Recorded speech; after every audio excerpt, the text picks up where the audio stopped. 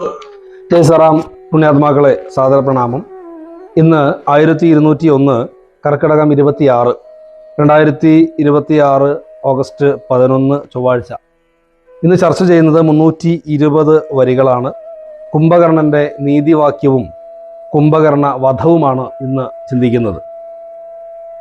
നാം കഴിഞ്ഞ ദിവസം കണ്ടത് ശ്രീരാമനോട് യുദ്ധത്തിൽ പരാജിതനായ ക്ഷീണിതനായ രാവണൻ തൻ്റെ അന്തഃപുരത്തിലേക്ക് പോകുന്നത് കണ്ടു. ശ്രീരാമന്റെ കനിവ് കൊണ്ട് ഇന്നൊരു ദിവസത്തേക്ക് യുദ്ധം നിർത്തുവാൻ വേണ്ടിയിട്ട് ശ്രീരാമൻ ആവശ്യപ്പെട്ടതനുസരിച്ച് ലജ്ജിതനായ രാവണൻ ശരീരമാകെ വിറച്ച് തൻ്റെ കൊട്ടാരത്തിലേക്ക് പ്രവേശിക്കുന്ന കാഴ്ചയാണ് നമ്മൾ കണ്ടത്.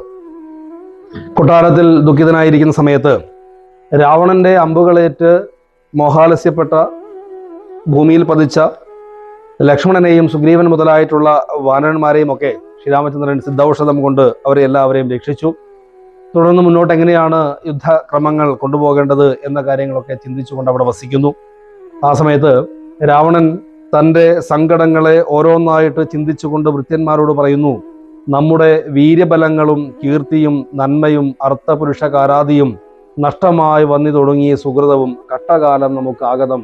നമുക്ക് ഇപ്പോൾ കഷ്ടകാലമാണ്. നമ്മുടെ വീര്യവും ബലവും കീർത്തിയും ഐശ്വര്യവും ഒക്കെ നഷ്ടപ്പെട്ടുകൊണ്ടിരിക്കുന്നു.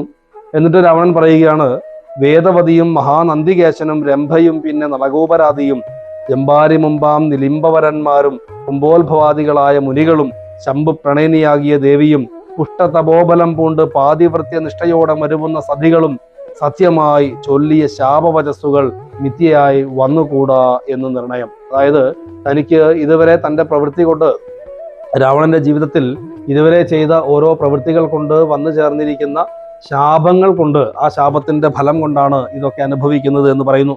അതിൽ വിശേഷിച്ച് പറയുന്നതാണ് 1 വേദവതി, 2 നന്ദികേശ്വരൻ, 3 രംഭ, നളകൂപരൻ തുടങ്ങിയിട്ടുള്ളവരൊക്കെ ശാപത്തെക്കുറിച്ച് ഇവിടെ പറയുന്നു. വേദവതി എന്നത് കുശധ്വജ മഹർഷിയുടെ പുത്രിയാണ്. ആ കുശധ്വജ മഹർഷിയുടെ പുത്രിയായ വേദവതിയെ രാവണൻ ബലാത്കാരത്തിന് വേണ്ടി ശ്രമിച്ച സമയത്ത് രാവണൻ മഹാവിഷ്ണു തൻ്റെ ഭർത്താവായി വന്നിട്ട് രാവണനെ വധിക്കുമെന്ന് വേദവതി ശപിച്ചിട്ടുണ്ട്. ആ ശാപത്തെക്കുറിച്ച് ഇവിടെ രാവണൻ ഇപ്പോൾ ഓർക്കുന്നു. അതേപോലെ തന്നെ നന്ദികേശ്വരൻ ഒരിക്കൽ തൻ്റെ ദിഗ്വിജയത്തിനിടയിൽ രാവണൻ കൈലാസത്തിൽ ചെന്ന് ശിവനെ കാണുവാൻ വേണ്ടിയിട്ട് ചെന്ന സമയത്ത് ദ്വാരപാലകനായ നന്ദികേശ്വരൻ രാവണനെ തടയുന്നു. ആ തടഞ്ഞ സമയത്ത് രാവണൻ നന്ദികേശ്വരനെ കുരങ്ങ എന്ന് വിളിച്ച് കളിയാക്കുകയാണ്. അത് കേട്ട സമയത്ത് ഒരു കുരങ്ങൻ നിന്റെ സർവനാശത്തിന് കാരണമായി ഭവിക്കട്ടെ എന്ന് നന്ദികേശ്വരൻ ശപിച്ചിട്ടുണ്ട്. അതും ഈ സമയത്ത് രാവണൻ ഓർക്കുന്നു. മറ്റൊന്ന് രംഭയുടെയും നളകൂപരന്റെയുമാണ്. ഒരിക്കൽ രംഭ തൻ്റെ കാമുകനായ നളകൂപരനെ അന്വേഷിച്ച് പോകുന്ന സമയത്ത് രാവണൻ കുബേരനെ കീഴടക്കാൻ വേണ്ടിയിട്ട് സൈന്യസമേതം അളകാപുരിക്ക് പോകുന്ന സമയത്ത് രംഭയെ കാണുകയും കാമപീഡിതനായ രാവണൻ അവളെ ബലാത്കാരത്തിന് വേണ്ടി പ്രാപിക്കുകയും ചെയ്തു. ആ സമയത്ത് രംഭ രാവണനെ ശപിച്ചിട്ടുണ്ട്. മേലിൽ ഏതെങ്കിലും ഒരു സ്ത്രീയെ അവളുടെ ഇഷ്ടം കൂടാതെ സ്പർശിക്കുവാൻ പോലും തയ്യാറായാൽ രാവണന്റെ തല പൊട്ടിത്തെറിച്ചു പോകും എന്ന് രംഭ ശപിച്ചിട്ടുണ്ട്. ഇത് മറ്റൊരു രീതിയിലും വ്യാഖ്യാനിക്കാറുണ്ട്. രംഭയുടെ ഈ ദുരവസ്ഥ മനസ്സിലാക്കിയ തപസ്വിയായ തപോനിഷ്ഠയിലിരുന്ന നളകൂപരനാണ് രാവണനെ ശപിച്ചത് എന്നും പറയാറുണ്ട്. എന്തായാലും അത്തരത്തിലൊരു ശാപവും ഇവിടെ രാവണൻ ലഭിച്ചിട്ടുണ്ട്.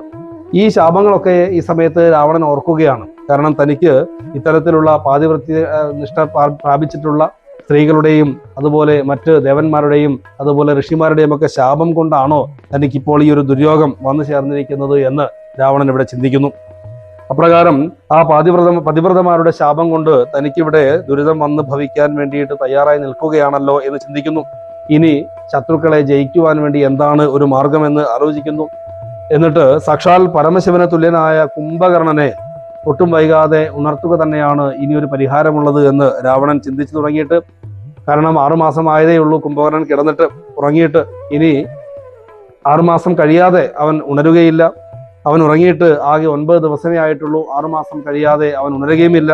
എപ്രകാരത്തിലാണ് അവനെ ഉണർത്താൻ സാധിക്കുക എന്ന് ചിന്തിച്ചുകൊണ്ട് രാവണൻ തൻ്റെ ഭൃത്യന്മാരോട് കുംഭകർണനെ ഉണർത്തുവാൻ വേണ്ടിയിട്ട് പറയുകയാണ്. രാക്ഷസ രാജാവിന്റെ കൽപ്പന പ്രകാരം, രാവണന്റെ കൽപ്പന പ്രകാരം രാക്ഷസന്മാർ കുംഭകർണനെ ഉണർത്തുവാൻ വേണ്ടിയിട്ട് തയ്യാറായി. ചതുരംഗ സേനയെ കൊണ്ടുവന്ന് വാദ്യമേളങ്ങളോട് കൂടിയിട്ട് ആർപ്പ് വിളികളോട് കൂടിയിട്ട് കുംഭകർണന്റെ നെഞ്ചത്തുകൂടി അങ്ങോട്ടും ഇങ്ങോട്ടും അവർ ഓടി നടക്കുകയാണ് എണീപ്പിക്കുന്നതിന് വേണ്ടിയിട്ട്. ആയിരക്കണക്കിന് കുടങ്ങളിൽ വെള്ളം നിറച്ചു കൊണ്ടുവന്ന് കുംഭകർണന്റെ കാതിനകത്തൊഴിച്ചു. ഒരു കുലുക്കവുമില്ല. മൂക്കിലെ രോമം പിടിച്ചു വലിച്ച് ആനകളുടെ തുമ്പിക്കൈ പോലും മുറിഞ്ഞുപോയി എന്ന് ഇവിടെ പറയുന്നു. അപ്രകാരം ഒരു വിധത്തിൽ വിവിധങ്ങളായിട്ടുള്ള പണികളെല്ലാം ചെയ്തതിന്റെ ഫലമായിട്ട് ഒരു വിധത്തിൽ കുംഭകർണൻ കൊട്ടുവായിട്ട് കൊണ്ട് മൂരി നിവർന്ന് എഴുന്നേറ്റ് വരികയാണ്. രാക്ഷസരെല്ലാവരും തന്നെ ഭയന്ന് ഓടി ഒളിക്കുന്നു. ആയിരക്കണക്കിന് കുടങ്ങളിൽ മദ്യവും അതുപോലെ തന്നെ രക്തവും കുന്നുപോലെ ചോറും മാംസങ്ങളും എല്ലാം സംഭരിച്ചിരുന്നത് കണ്ടിട്ട് കുംഭകർണൻ വേഗം അതെല്ലാം തന്നെ മൃഷ്ടാന്നം ഭുജിക്കുവാൻ വേണ്ടി തയ്യാറായി. അപ്രകാരം അത് ഭക്ഷിക്കുന്ന സമയത്ത് രാക്ഷസന്മാർ പതിയെ കുംഭകർണന്റെ സമീപത്ത് ചെന്നിട്ട് വിവരങ്ങളെല്ലാം അറിയിച്ചു. ഈ വിവരങ്ങളെല്ലാം കേട്ടിട്ട് ശത്രു സംഹാരത്തിന് വേണ്ടിയിട്ട് കുംഭകർണൻ പോകുവാൻ തയ്യാറായി. എന്നാൽ ജ്യേഷ്ഠനെ കണ്ട് വന്ദിച്ചിട്ടാണല്ലോ പോകേണ്ടത്, അനുവാദം വാങ്ങണമല്ലോ എന്നുള്ളത് കൊണ്ട് രാവണന്റെ സമീപത്തേക്ക് പോകുവാൻ വേണ്ടിയിട്ട് മഹോദരന്റെ നിർദ്ദേശം അനുസരിച്ച് കുംഭകർണൻ തയ്യാറാവുന്നു. ജ്യേഷ്ഠനെ കണ്ട് തൊഴുത് വിടവാങ്ങി വട്ടം വരാതെ പോയിക്കൊള്ളുക നല്ലത് എന്ന് മഹോദരൻ പറഞ്ഞു. മഹോദരൻ എന്ന രാക്ഷസൻ ജ്യേഷ്ഠനെ കണ്ട് തൊഴുത് അനുവാദം വാങ്ങിയിട്ട് വേണം പോകുവാൻ എന്ന് കുംഭകർണനോട് പറയുകയാണ്. അതിന്റെ അനുസരിച്ച് കുംഭകർണൻ രാവണന്റെ സമീപത്തേക്ക് ചെന്നു. ഗാഠമായ ആലിംഗനം ചെയ്ത് ഇരുത്തിരാൻ ഊഢമോദം നിച്ച സഹോദരൻ തന്നെയും തന്റെ സഹോദരനെ ഗാഠമായി ആലിംഗനം ചെയ്തുകൊണ്ട് രാവണൻ തന്റെ സമീപത്ത് സ്നേഹത്തോടുകൂടി ആശ്ലേഷം ചെയ്തിരുത്തി. അപ്രകാരം അവർ തമ്മിൽ സംവദിക്കുന്ന സമയത്ത് കുംഭകർണൻ പറയുന്നു, നല്ലതും തീയതും താൻ അറിയാതവൻ നല്ലതറിഞ്ഞു ചൊല്ലുന്നവർ ചൊല്ലുകൾ നല്ലവണ്ണം കേട്ടുകൊള്ളുകിലും നല്ലതല്ലാതെ അവർക്കുണ്ടോ നല്ലതുണ്ടാകുന്നു. അതായത് നല്ല കാര്യങ്ങൾ പറഞ്ഞു തരുന്ന ആളുകൾ ഇതുവരെ വിചിത്രമായിരിക്കുന്നു. ശരിയും തെറ്റും തിരിച്ചറിയാൻ കഴിയാത്ത ആളുകൾ, അറിവുള്ളവർ പറയുന്നത് കേൾക്കാനെങ്കിലും തയ്യാറാകണമെന്ന് കുംഭകർണൻ രാവണനോട് പറയുന്നു. അതല്ലെങ്കിൽ ആപത്ത് സംഭവിക്കുമെന്ന് പറയുന്നു. സീതയെ രാമന് നൽകണമെന്ന് വിഭീഷണൻ അങ്ങയോട് വന്ന് പറഞ്ഞപ്പോൾ ജ്യേഷ്ഠൻ അവനെ ആട്ടി പുറത്താക്കുകയല്ലേ ചെയ്തിട്ടുള്ളത്. അതോടുകൂടി ഈ നാട്ടിൽ നിന്ന് സുഹൃതവും പോയി എന്ന് അല്ലയോ രാവണ അങ്ങ് മനസ്സിലാക്കിയാലും ജ്യേഷ്ഠ അങ്ങ് മനസ്സിലാക്കിയാലും ആപത്ത് വരുമ്പോൾ ആർക്കും നല്ല ബുദ്ധി തോന്നുകയില്ല, പറഞ്ഞു കൊടുത്താൽ അത് മനസ്സിലാവുകയുമില്ല. അത് ആരുടെയും കുറ്റമല്ല, കർമ്മബന്ധമാണ്, കർമ്മദോഷമാണ് എന്ന് തീർച്ചയായിട്ടും മനസ്സിലാവുന്നുണ്ട്. വിശേഷിച്ചും കാര്യങ്ങളുടെ ഗുണദോഷങ്ങളും കാലദേശാവസ്ഥകളും വഴിപോലെ ചിന്തിച്ച് ഗുണദോഷിക്കുന്ന മന്ത്രിമാരാണ് രാജാക്കന്മാർക്ക് വേണ്ടത്. അതായത് ശത്രുമിത്രങ്ങളും മധ്യസ്ഥ പക്ഷവും അർത്ഥപുരുഷ കാരാതിഭേദങ്ങളും 4 ഉപായങ്ങളും 6 നയങ്ങളും മേലിൽ വരുന്നതുമൊക്കെ നിരൂപിച്ച് പഥ്യം പറയും അമാത്യനുണ്ടെങ്കിലോ ഭർത്തൃസൗഖ്യം വരും കീർത്തിയും വർദ്ധിക്കും. ഒരു രാജാവിന് തനിക്ക് വേണ്ട മന്ത്രിമാർക്ക് ഉണ്ടായിരിക്കേണ്ട ഗുണങ്ങളെ കുറിച്ചാണ് ഇവിടെ പറയുന്നത്. കുംഭകർണൻ പറയുന്നത് രാജാവ് പറയുന്ന എല്ലാം മിണ്ടാതെ അനുസരിച്ച് അതെല്ലാം ശരിയാണ് എന്ന് പറഞ്ഞുകൊണ്ട് രാജാവിന്റെ ഇഷ്ടം കൈപ്പറ്റുന്നതിന് വേണ്ടിയിട്ട് മാത്രം നിന്നു കഴിഞ്ഞാൽ അങ്ങനെയുള്ള മന്ത്രിമാർ നല്ലവരല്ല. മറിച്ച് ശത്രുവും മിത്രവും ഏതാണ് എന്ന് പറഞ്ഞു കൊടുക്കുകയും ഏത് ചിന്തയാണ് ശരി ഏത് ചിന്തയാണ് തെറ്റ് എന്ന് പറഞ്ഞു കൊടുക്കുകയും 4 ഉപായങ്ങളും 6 നയങ്ങളും അറിയുന്നവനും തെറ്റും ശരിയും എന്താണ് എന്ന് പറഞ്ഞു കൊടുക്കുന്നവനും ആണ് യഥാർത്ഥത്തിലുള്ള മന്ത്രിമാരാവേണ്ടത്. എന്നാൽ അങ്ങേക്കുള്ള മന്ത്രിമാരൊക്കെ അങ്ങയെ മുഖസ്തുതി പറഞ്ഞുകൊണ്ട് ആപത്തിൽ ചാടിക്കുന്ന ദുർമന്ത്രിമാരായി തീർന്നിട്ടുണ്ട്. അതാണ് അങ്ങേക്ക് പറ്റിയിട്ടുള്ള അബദ്ധം എന്ന് ഇവിടെ കുംഭകർണൻ രാവണനോട് പറയുന്നു. മാത്രവുമല്ല, ജ്യേഷ്ഠന് സീതയിലുണ്ടായ ആഗ്രഹം നമ്മുടെ വംശത്തിന്റെ നാശത്തിന് തന്നെ കാരണമായി തീരും. ഇന്ദ്രിയങ്ങൾക്ക് കീഴ്പ്പെടുന്നവന് ആപത്തല്ലാതെ മറ്റൊന്നും തന്നെ സംഭവിക്കുകയില്ല. ഇന്ദ്രിയങ്ങൾക്ക് കീഴ്പ്പെടാത്തവന് ഒരു ആപത്തും സംഭവിക്കുകയുമില്ല. നല്ലതല്ല എന്ന് അറിയുന്ന കാര്യത്തിലും ചിലർക്ക് ചിലപ്പോൾ അഭിരുചി ഉണ്ടാകും. നമുക്ക് ചില കാര്യങ്ങൾ നല്ലതല്ല എന്ന് അറിയാം, എന്നിരുന്നാലും അതിനോടുള്ള ആഭിമുഖ്യം മാറാതെ വീണ്ടും വീണ്ടും അത് തെറ്റാണ് എന്ന് അറിഞ്ഞുകൊണ്ടും നാം ചിലപ്പോൾ ആ തെറ്റുകൾ ചെയ്യാറുണ്ട്. അത് പൂർവ്വജന്മ വാസനയുടെ ഫലമാണ്. അല്ലയോ ജ്യേഷ്ഠ, അങ്ങേക്ക് ഇപ്പോൾ സംഭവിച്ചിരിക്കുന്നതും ഇത് തന്നെയാണ്. കാരണം അങ്ങേക്ക് അറിയാം സീതാദേവിയെ അപഹരിച്ചു കൊണ്ടുവന്നത് ശരിയല്ല എന്നറിയാം. പക്ഷേ അങ്ങ് അത് തന്നെ ചെയ്യുന്നു എന്നുള്ളത് കൊണ്ട് അത് പൂർവ്വജന്മ വാസന കൊണ്ടാണ്, കർമ്മഫലം കൊണ്ടാണ് എന്ന്, കർമ്മദോഷം കൊണ്ടാണ് എന്ന് അല്ലയോ ജ്യേഷ്ഠ അങ്ങ് മനസ്സിലാക്കിയാലും ദൈവകൽപിതം ആർക്കും തന്നെ തടുക്കാൻ കഴിയുന്നതല്ലല്ലോ. രാമനും സീതയും മനുഷ്യരല്ല എന്നും സാക്ഷാൽ ശ്രീരാമചന്ദ്രൻ മഹാവിഷ്ണുവാണ് എന്നും സീതാദേവി മഹാലക്ഷ്മിയാണ് എന്നുമുള്ള യാഥാർത്ഥ്യം മുമ്പേ തന്നെ ഞാൻ മനസ്സിലാക്കിയിട്ടുണ്ട്. അതുകൊണ്ടാണ് അല്ലയോ ജ്യേഷ്ഠ ഞാൻ മുമ്പേ തന്നെ അങ്ങയോട് ഇതെല്ലാം തന്നെ പറഞ്ഞു തന്നിട്ടുമുണ്ടല്ലോ. നിന്നോട് തന്നെ പറഞ്ഞു തന്നില്ലയോ മന്നവ മുന്നം. ഞാൻ മുമ്പ് ഇത് ഞാൻ പറഞ്ഞു തന്നിട്ടുള്ളതാണ്. കാരണം ഒരു നാൾ ഞാൻ വനത്തിലൂടെ പോകുന്ന സമയത്ത് നാരദമുനി എന്നോട് രാമനെ കുറിച്ച് പറഞ്ഞു തന്നിട്ടുണ്ട്. രാമൻ ആരാണെന്ന് പറഞ്ഞു തന്നിട്ടുണ്ട്, സീതാദേവി ആരാണെന്ന് പറഞ്ഞു തന്നിട്ടുണ്ട്. അതുകൊണ്ടാണ് ഞാൻ ആ യാഥാർത്ഥ്യം മുമ്പേ തന്നെ ഭഗവാനെ ജ്യേഷ്ഠ ഞാൻ അങ്ങേക്ക് അറിയിച്ചിട്ടുള്ളത്. അപ്രകാരമെല്ലാം പറഞ്ഞ് രാമൻ പരബ്രഹ്മമൂർത്തിയാണ്, മനുഷ്യവേഷം പൂണ്ട് അവതരിച്ച രാമൻ സാക്ഷാൽ മഹാവിഷ്ണുവാണ്. അതുകൊണ്ട് ജ്ഞാനത്തിനും മോക്ഷത്തിനും വേണ്ടിയിട്ട് ഭക്തിയോട് കൂടിയിട്ട് രാമനെ പ്രാപിക്കുകയാണ് വേണ്ടത് എന്ന് ഇവിടെ കുംഭകർണൻ രാവണനെ ഉപദേശിക്കുന്നു. ഇപ്രകാരം മഹാവിഷ്ണു നിരവധി അവതാരങ്ങൾ എടുത്തിട്ടുണ്ട് എന്ന് കുംഭകർണൻ രാവണനെ ഓർമ്മിപ്പിക്കുകയാണ്. സംഖ്യയില്ലാതോളമുണ്ട് അവതാരങ്ങൾ പങ്കജനേത്രനാം വിഷ്ണുവിനെങ്കിലും മഹാവിഷ്ണുവിന് സംഖ്യയില്ലാത്ത അവതാരങ്ങൾ എടുത്തിട്ടുണ്ട്.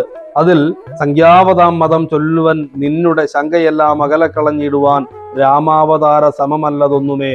ശ്രീരാമന്റെ അവതാരത്തിന് തുല്യമായിട്ട് മറ്റൊരു അവതാരവുമില്ല എന്ന് എല്ലാ പണ്ഡിതന്മാരും എല്ലാ മുനിമാരും പറയുകയുണ്ടായിട്ടുണ്ട്. പണ്ഡിതന്മാരെല്ലാവരും അപ്രകാരത്തിൽ അഭിപ്രായപ്പെടുന്നവരാണ്. നാമജപത്തിനാലേ വരും മോക്ഷവും. ശ്രീരാമന്റെ നാമജപം കൊണ്ട് തന്നെ മോക്ഷം വരുമെന്ന് തർക്കമില്ലാത്ത കാര്യമാണ്. ജ്ഞാനസ്വരൂപനാകുന്ന ശിവൻ പരൻ മനുഷാകാരണാം രാമൻ. ജ്ഞാനസ്വരൂപമായിരിക്കുന്ന സാക്ഷാൽ പരമശിവൻ തന്നെയാണ് രാമൻ എന്നങ്ങ് അറിഞ്ഞാലും താരക ബ്രഹ്മം എന്നത്രേ ചൊല്ലുന്നതും.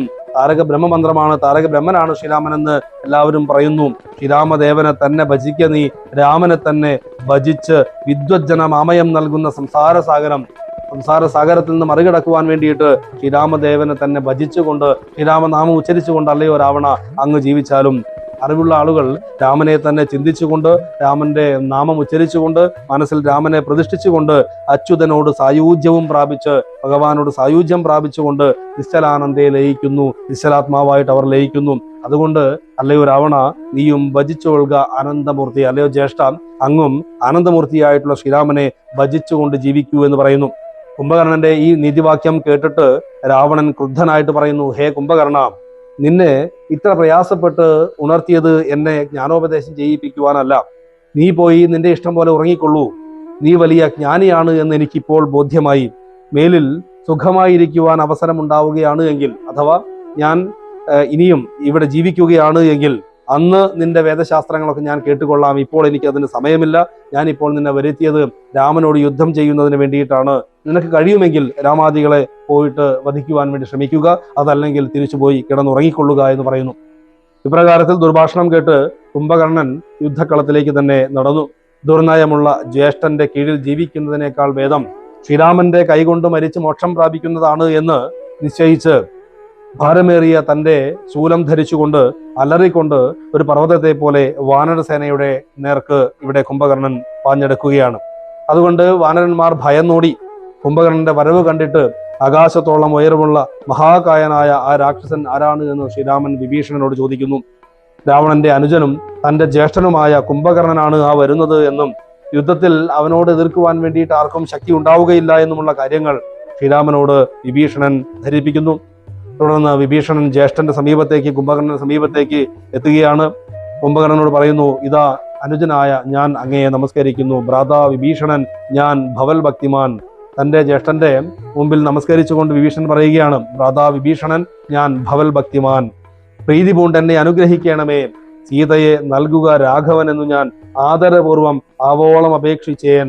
ഞാൻ രാമനോട് സീതയെ തിരിച്ചു കൊണ്ടുകൊടുക്കുവാൻ വേണ്ടിയിട്ട് ഒരുപാട് അപേക്ഷിച്ചു. പക്ഷേ അദ്ദേഹം വാളുകൊണ്ട് എന്നെ വധിക്കാൻ തയ്യാറാവുകയാണ് ചെയ്തത്.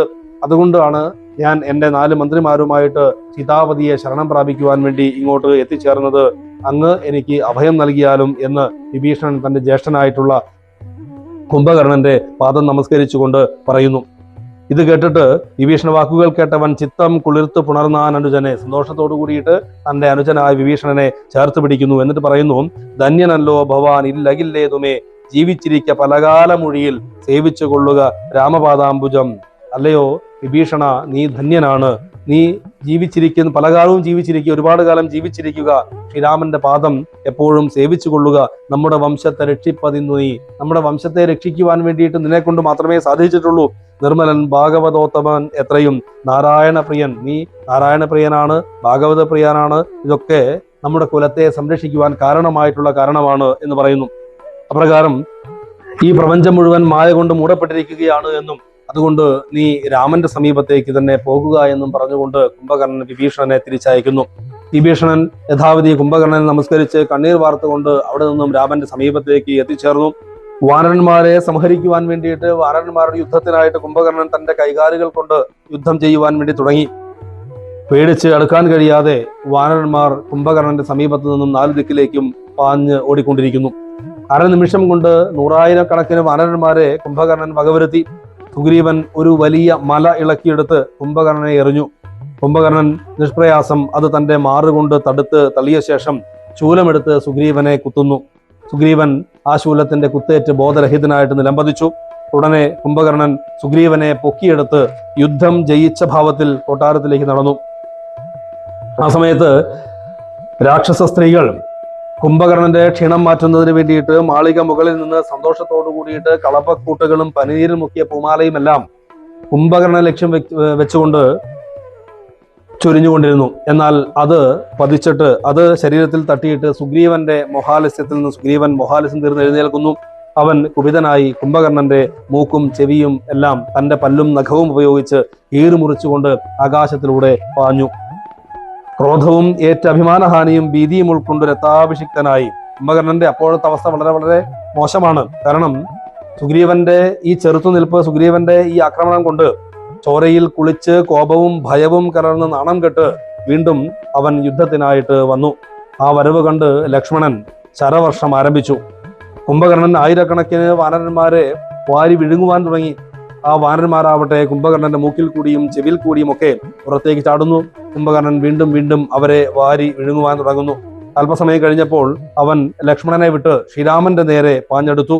ശൂലം ധരിച്ചിരിക്കുന്ന വലതുകൈ ഭഗവാൻ ആദ്യം തന്നെ ഖണ്ഡിച്ച് നിലത്തിട്ടു. തുടർന്ന് കുംഭകർണന്റെ ഇടത് കൈയും കാലുകളും മുറിച്ചു. ക്രുദ്ധനായിട്ട് അവൻ അലറിയെടുത്ത സമയത്ത് ശ്രീരാമൻ ഇന്ദ്രാസ്ത്രം കൊണ്ട് കുംഭകർണനെ വധിച്ചു. കുംഭകർണന്റെ ഉടൽ ആ കടലിലും ശിരസ് രാവണന്റെ ഗോപുര വാതിലിലും പോയി വീഴുകയും ചെയ്തു. ഇത്രയുമാണ് നാം ഇന്ന് ചിന്തിക്കുന്ന പാഠ്യഭാഗം. ഇതിൽ പ്രധാനപ്പെട്ട വിഷയമൊന്ന് കുംഭകർണൻ നീതിവാക്യമാണ്. കുംഭകർണൻ പറയുന്നു, രാജാവിന് എങ്ങനെയുള്ള മന്ത്രിമാരാണ് ഉണ്ടായിരിക്കേണ്ടത് എന്ന് പറയുന്നത് ഇന്നത്തെ കാലത്ത് നമ്മുടെ എല്ലാം നിത്യജീവിതത്തിൽ ശ്രദ്ധിക്കേണ്ടുന്ന ഒരു കാര്യമാണ്. കാരണം അവിടെ പറയുന്നത് 4 ഉപായങ്ങളും 6 നയങ്ങളും തീർച്ചയായിട്ടും പഠിച്ചിരിക്കണം ഒരു മന്ത്രി രാജാവിനെ ഉപദേശിക്കാൻ എന്ന് പറയുന്നു. ഇന്നത്തെ കാലത്ത് നാം ചിന്തിക്കുകയാണെങ്കിൽ നമ്മുടെ ഭരണാധികാരികൾ തുതിപാടുന്ന ആളുകൾ മാത്രമാണ് അവർക്ക് ചുറ്റിലുമുള്ളത് എങ്കിൽ രാജ്യം തന്നെ മുടിഞ്ഞു പോകും എന്നുള്ള ഒരു ദൃഷ്ടാന്തം ആണ് ഇവിടെ പറയുന്നത്.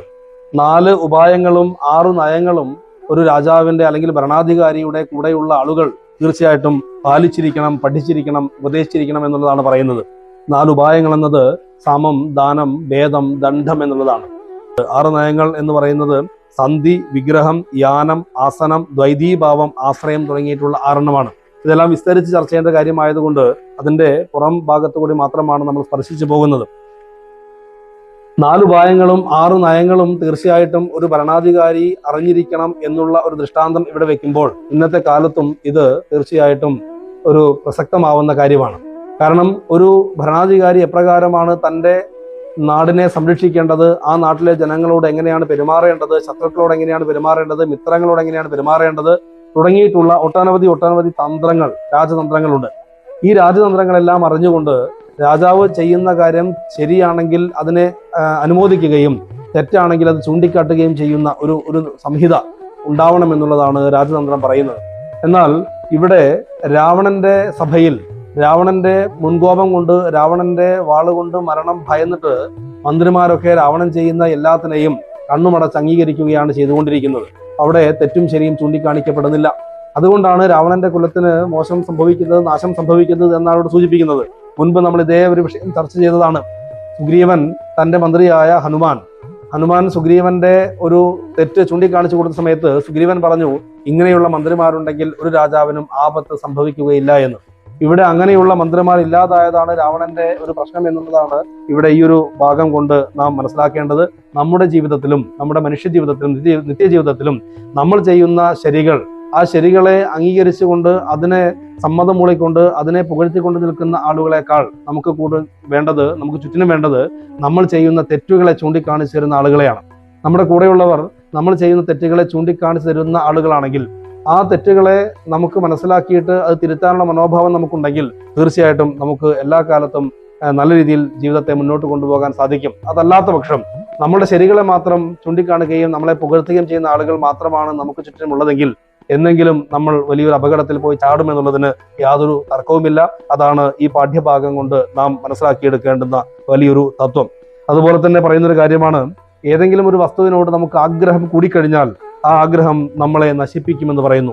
ആഗ്രഹം ഒന്നിങ്കൽ ഏറിയാൽ ആപത്ത് പോക്കുവാൻ ആവതല്ലാതെ വണ്ണം വരും. നമുക്ക് ഏതെങ്കിലും ഒരു വസ്തുവിനോടോ അല്ലെങ്കിൽ എന്തെങ്കിലും ഒരു വിഷയത്തോടോ വലിയ ആഗ്രഹം ഉണ്ടാവുകയാണ് എങ്കിൽ അതിന് നമ്മൾ യോഗ്യതപ്പെട്ടവനാണോ എന്ന് പോലും ചിന്തിക്കാതെ ആ ആഗ്രഹം മുഴുത്തു നിൽക്കുകയാണ് എങ്കിൽ നമുക്ക് അത് ആപത്ത് വരുത്തി വെക്കും എന്ന് ഇവിടെ പറയുന്നു.